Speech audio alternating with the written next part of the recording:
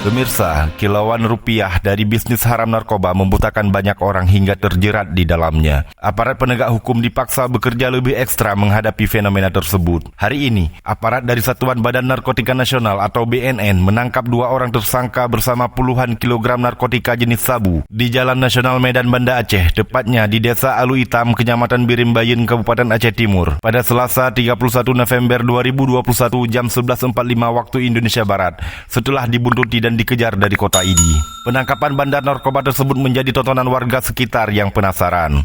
1 orang tersangka berhasil didapatkan, identitasnya bernama Dani Wardana, 27 tahun, warga desa Kedai Kemuneng, Kecamatan Iditunong, Kabupaten Aceh Timur. Selain itu, aparat juga mengamankan 1 unit mobil Pajero Sport dengan nomor polisi BK1236HC yang dikemudikan tersangka, beserta puluhan kilogram sabu yang tersimpan di dalamnya. Belum ada keterangan resmi dari pihak BNN hingga saat ini terkait penangkapan tersebut.